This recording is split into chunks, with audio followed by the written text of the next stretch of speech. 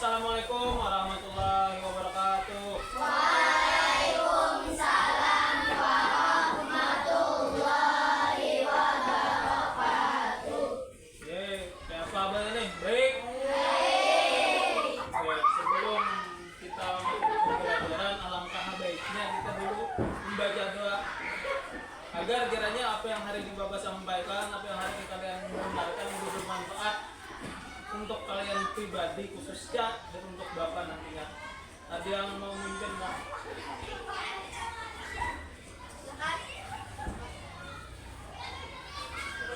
Ketua kali ini.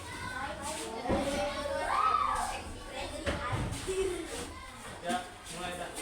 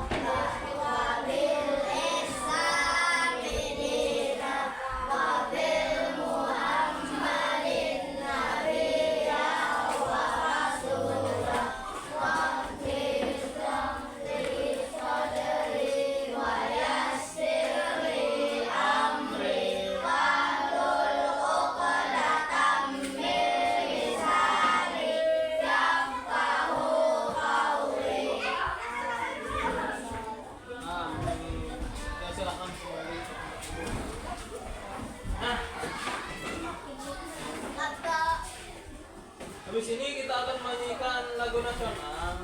Silakan buat yang berdiri. Kita menyanyikan lagu nasional untuk menambah-nambah rasa nasionalisme kita.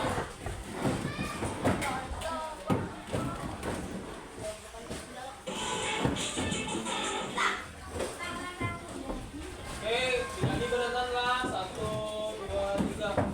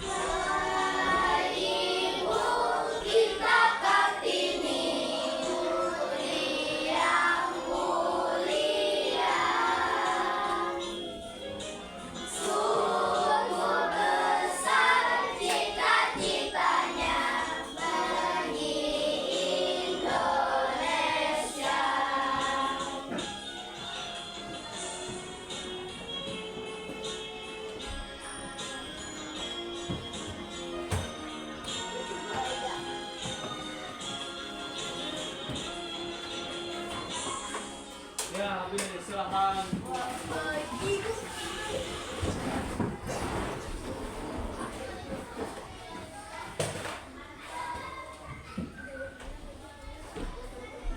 Oke, habis ini kita akan mengecek kehadiran dulu. Jadi habis ini Bapak absen satu-satu.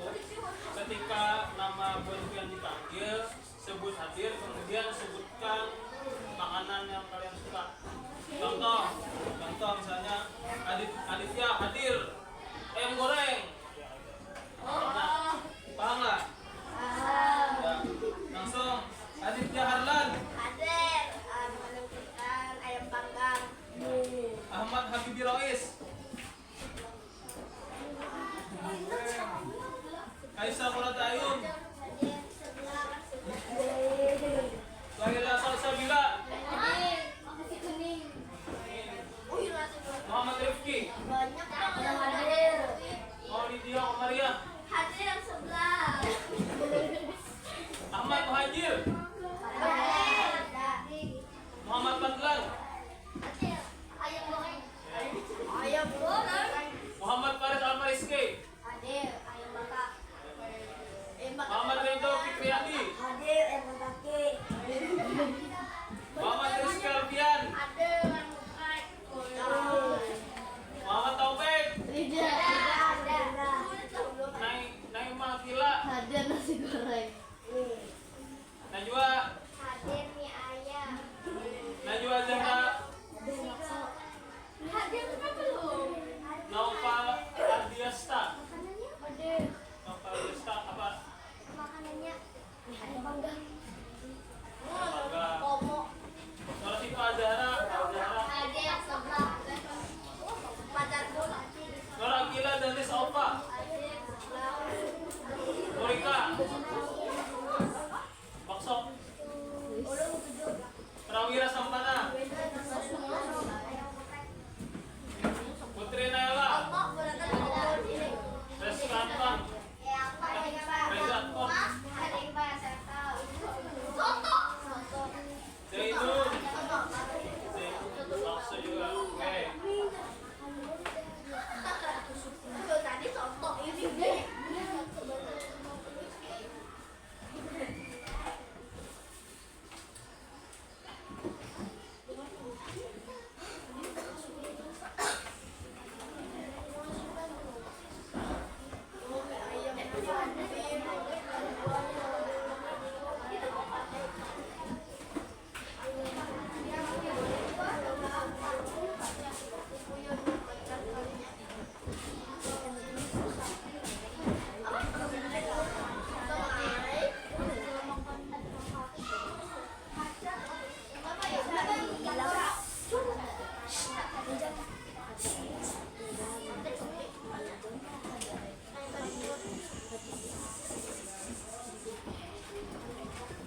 Baik, hari ini kita belajar mapa apa hari ini?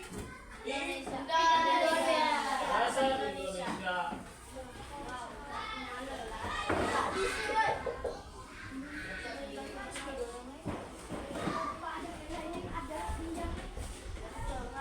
Awal. Bahasa Indonesia. Maka bahasa Indonesia.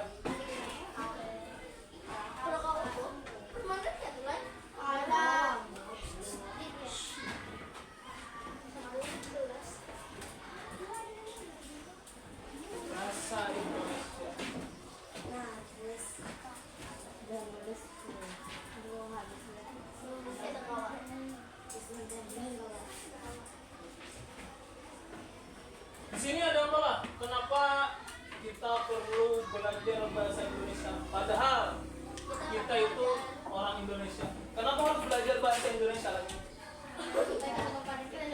Ada yang tahu?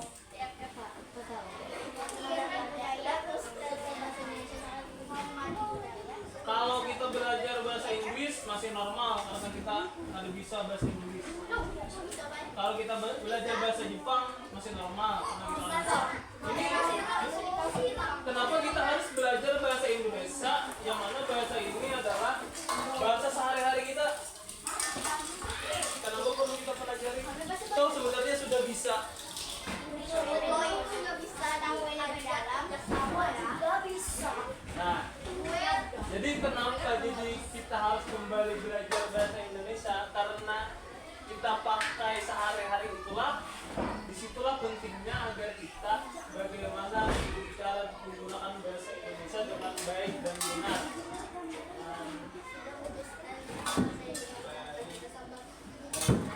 Benar. Nah, jadi Bonbian kalau misalnya ditamu nih kenapa jadi belajar bahasa Indonesia ulang, silakan Bonbian sambat karena kami ingin bicara bahasa Indonesia itu dengan cara yang baik. Nah, ada bingung lagi kan apa kalau misalnya kamu nih kenapa ingin belajar bahasa Indonesia? Oke, jadi hari ini kita akan belajar secara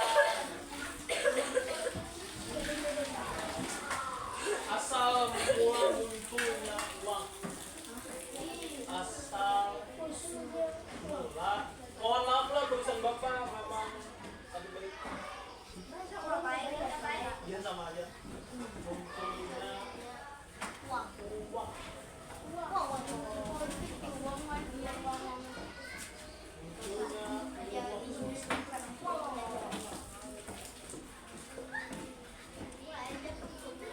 Buan dia pasti pernah belanja loh, istirahat ke kantin, belanja ini itu. Cuman pernah lah Buan Bian itu berpikir, kenapa orang kita ini harus bayar itu dengan duit? Pernah tak mikir? Kenapa kata dengan daun aja ibaratnya?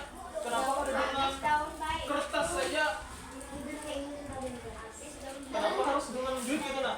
Padahal duit itu kan kertas juga. Apa bedanya nanti? Kenapa jadi duit itu ada nilainya? Nah, jadi di sini kita belajar bagaimana asal mula bahwa cara kita tukar beli itu menggunakan uang. Nah, agar pikirannya lebih paham, kita lihat video pembelajaran.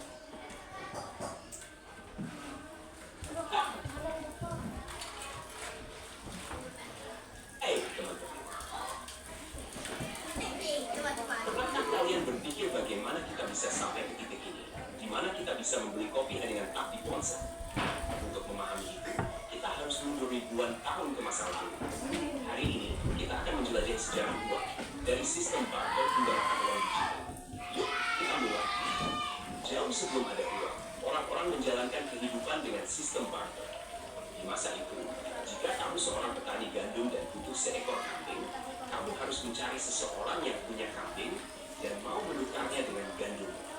Kedengarannya rumit kan? Ini yang kita sebut dengan kebetulan keinginan, di mana kedua belah pihak harus sama-sama ingin menukar barang mereka. Sistem barter ini tentu saja punya banyak kelemahan. Seiring waktu, masyarakat mulai mencari sesuatu yang lebih praktis dan bernilai universal. Maka, lahir. Nah, barter.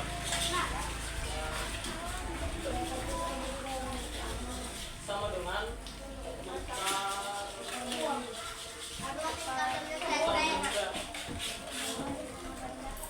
jadi sebelum adanya uang, orang itu ketika ingin berbelanja, ketika ingin tukar beli itu menggunakan barter, yaitu tukar benda tadi. Contoh misalnya bapak hendak nukar nasi goreng, karena dulu kada ada duit, kada ada uang, maka bapak harus membawa sesuatu yang bisa ditukar dengan nasi goreng itu. Misalnya pintalo 5 biji. Nah, jadi bapak sepakati dengan penjual nasi gorengnya, ulun nukar nasi goreng, ulun bayar dengan pintalo 5 biji. Nah, apabila terjadi kesepakatan itu yang namanya tadi keinginan apa tadi? Nah itu nah, yang mana itu menghasilkan barter, itu yang dinamakan barter. Secara simpelnya itu burukan itu. Barter ini dulu di pasar Apung, gimana tuh pasar Apung? Lok Baintan nggak? Nah ya Lok Baintan itu dulunya barter. Di pasar Apung di Lok Baintan yang Jukung tuh. Dulunya barter di situ. sebelum pakai uang. Jadi misalnya hana nukar pisang bisa berhuruf dengan semangka, hana nukar semangka bisa berhuruf dengan apel. Dulu kayak itu di Ilok Bayintan situ. Cuman sekarang sudah pakai uang, sudah pakai duit. Nah, barter contohnya pasar Ilok Bayintan. Ini contoh yang sekitar kita aja lah, yang Bapak tahu pasar Ilok Bayintan, pasar terapung.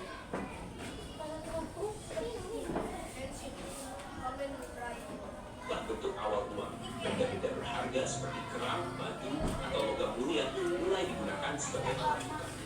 Ini adalah awal mula uang komoditas. Dalam peradaban besar seperti Yunani, Romawi, dan Cina, uang mulai berkembang menjadi koin-koin logam. Koin ini memiliki nilai yang tetap dan diakui oleh masyarakat luas. Keuntungan menggunakan koin adalah mereka tahan lama dan mudah dibawa. Tetapi mencetak dan mengedarkan koin-koin ini tentu bukan tanpa tantangan. Seiring berkembangnya perdagangan, orang mulai merasa bahwa membawa banyak koin logam itu tidak praktik. Barter yang asalnya dengan tukar benda, kemudian bubuhan orang zaman dulu itu berpikiran, kok ribet bener kayak itu, nah harus berhuruf-huruf kayak itu. Hendak makan aja harus mempersiapkan apa yang dirupakan, hendak nukar ini itu harus dipersiapkan apa yang harus dihurufkan di sana. Makanya orang Bali itu dari tukar benda, dari barter ini membuat inovasi sebuah bukan koin dulu, sebuah alat pembayaran. Dulu kan belum ada alat pembayaran, hanya ada barter, hanya ada tukar benda. Nah, kemudian setelah barter ini muncullah namanya alat pembayaran. Menurut sejarahnya alat pembayaran ini bermacam-macam. Seperti yang Pian sampaikan tadi, pernah itu dengan kerang, dengan emas. Cuman sampai wah ini emas itu masih berharga. Emas, batu, bahkan batu pernah juga jadi alat perdagangan. Tinggal ambil tanah aja dapat duit gitu. Batu. Apa lagi kita contoh?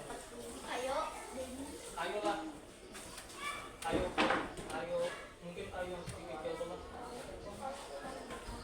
Kenapa jadi buannya hendak mempunyai alat pembayaran? Yang pertama karena mudah apa? Mudah didapatkan, mudah dibawa.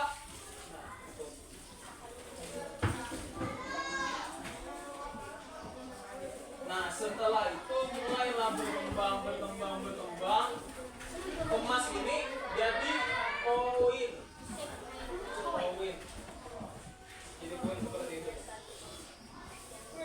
Kemudian setelah berkembangnya emasnya juga perang dan batu dan kayu ini semakin lama semakin kadang dipakai lagi.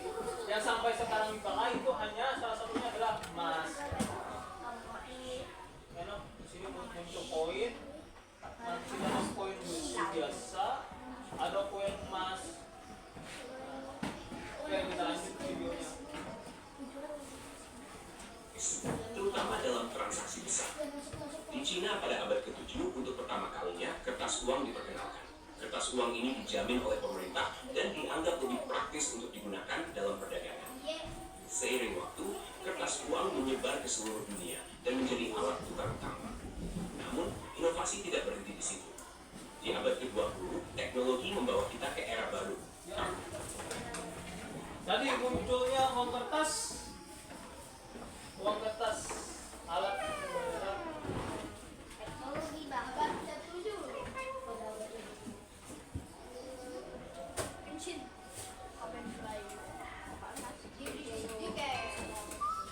Jadi ketika tadi abad ke-7 tadi, abad sekitar tahun 700-an Masehi, itu di mana tadi di Cina, itu mereka mulai mengembangkan suatu alat pembayaran yang baru, namanya yaitu uang kertas. Kenapa jadi muncul uang kertas? Karena ya tadi, karena ada kemudahan tadi di uang kertas. kedua ringan, berbeda dengan emas, batu, koin besi dan koin emas tadi yang mana berat lah kalau kita bawa, harus pakai, kalau banyak kok harus pakai tas.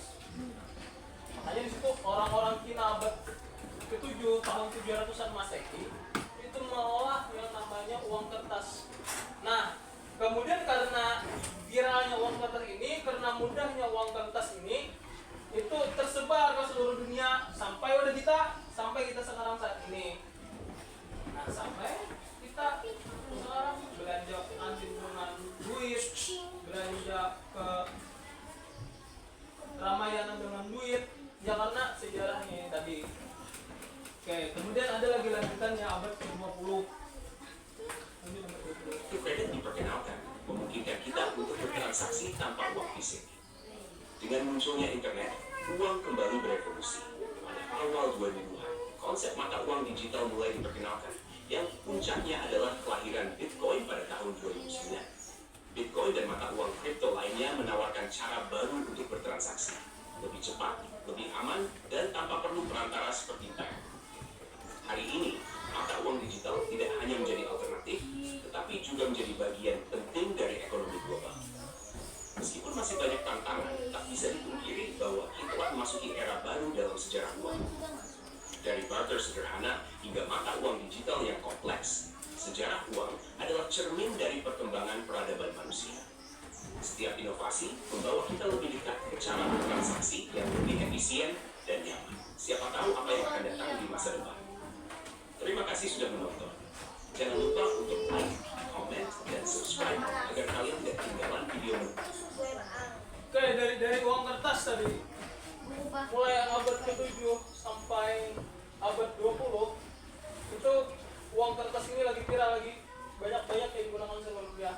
Nah, abad 21, abad kita sekarang, tahun 2000 ke atas, itu muncullah sebuah bagian dari alat pembayaran juga, alat pembayaran yang baru, namanya itu kartu debit atau kartu ATM lah. Lahirlah kartu demit. Demit yang Madrid. Lain debit, yang betul, kartu debit.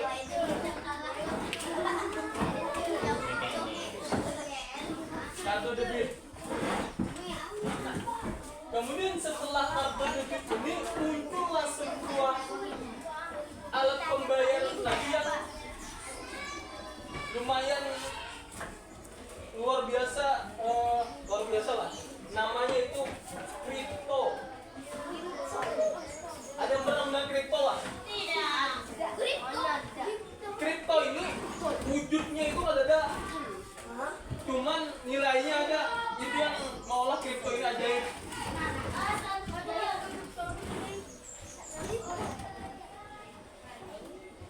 Iya, kayak saldo gitu. Saldo di bank. Wujudnya itu ada, cuman bisa ditukarkan dengan uang karena ini mempunyai nilai. Nah, itu ajaibnya sekarang. Dari dulu yang mulai pakai kerang, pakai emas, dengan koin, kemudian dengan uang kertas, kemudian dengan kartu debit, kemudian kripto lagi. Nah, jadi manusia itu selalu mencari sesuatu yang mudah. Perkembangan teknologi itu karena manusia ingin sesuatu yang mudah. Adanya HP, adanya laptop itu karena manusia ingin yang mudah. Nah, salah satu penyebab itu tadi, penyebab perkembangan dunia adalah sesuatu yang ingin dicapai manusia untuk mempermudah kehidupannya. Nah, mungkin kiranya Bu Envian sedikit paham tentang asal mula munculnya uang tadi. Kenapa jadi sekarang kita itu harus bayar dengan duit? Kenapa kada boleh pakai daun? Mungkin dulu boleh daun di zaman yang buat kerang ini. Cuman kalau sekarang kita pakai uang kertas atau debit ataupun kripto. Namun kripto ini masih dipakai orang-orang luar negeri lah. Kalau orang kita masih jarang. Mentok-mentok biasanya pakai kartu debit.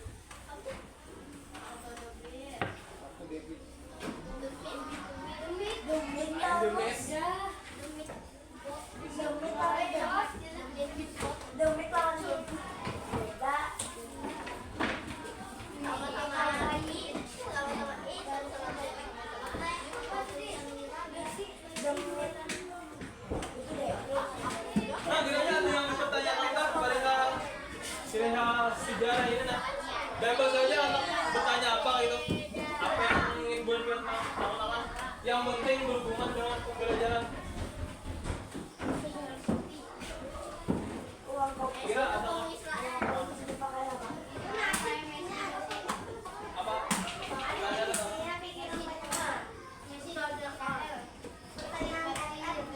Jadi kenapa tadi kita kata boleh bayar pakai daun?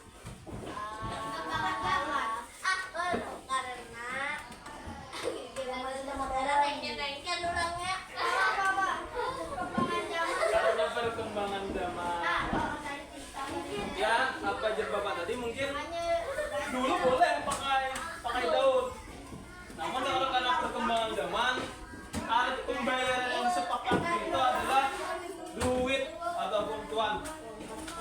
Nah, mungkin kalau kita ada yang dipertanyakan, habis ini bapak akan bagi beberapa kelompok. Kelompoknya sesuai barisan aja gini. Kelompok 1, kelompok 2, kelompok 3. Ini gabung jadi satu kelompok, jadi kelompok 4. Bapak kami kurang orang pak. Lalu apa? Pandan. Kondusif. Kondusif.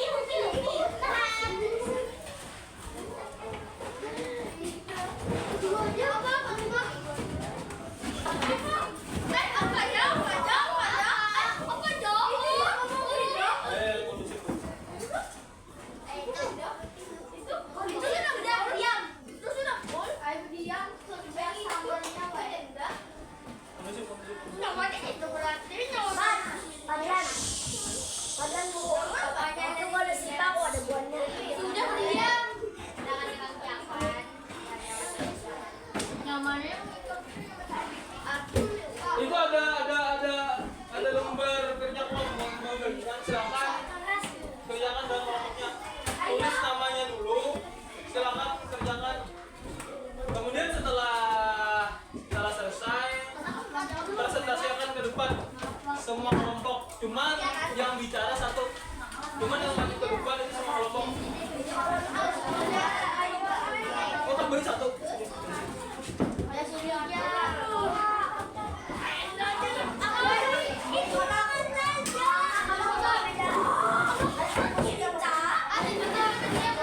Ini satu, ini 2, ini 3, itu 4 digabung.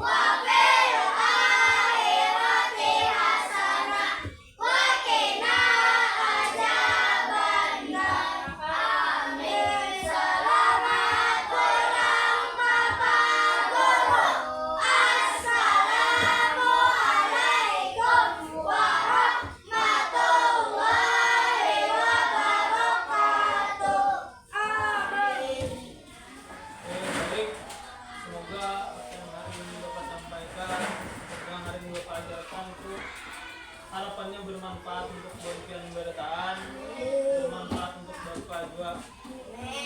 Akhir kata, Bapak mohon maaf apabila ada yang kurang pantas, ada yang salah disampaikan, Bapak mohon maaf. Wabillahi taufiq wal hidayah. Wassalamualaikum warahmatullahi wabarakatuh.